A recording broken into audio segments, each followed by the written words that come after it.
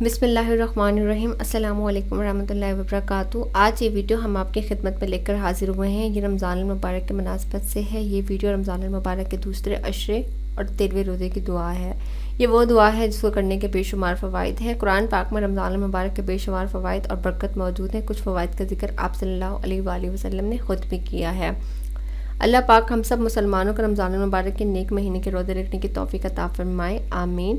رمضان المبارک کا دوسرا عشرہ مغفرت کا عشرہ کہلاتا ہے۔ آج ہم اس ویڈیو میں رمضان المبارک کے دوسرے عشرے اور 13ویں روزے کی دعا کو جس طرح سے پڑھیں گے۔ آج کی ویڈیو ان تمام مسلمانوں کے لیے جو رمضان المبارک کے روزے رکھتے ہیں۔ یہ ویڈیو ان تمام مسلمانوں کے لیے بہت زیادہ مفید ثابت ہوگی۔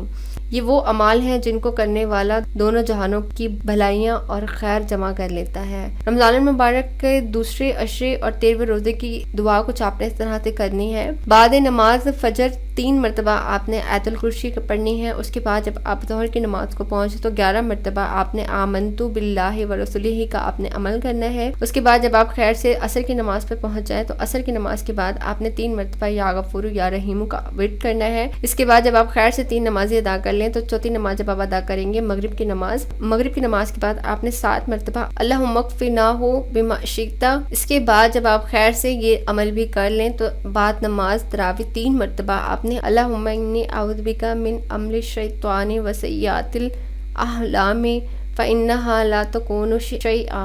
آپ نے یہ عمل کرنا ہے۔ اس کے بے شمار فوائد ہیں۔ اللہ پاک ہم تمام مسلمانوں کی جائز خواہشات کو پورا کر، اس کے ساتھ ہی ہماری عبادات کو قبول و مقبول فرمائے۔ خیال رکھیے گا اپنا، ملتے ہیں پھر رمضان المبارک کے دوسرے عشرے اور 14ویں روزے کی دعا کے ساتھ۔ اللہ حافظ۔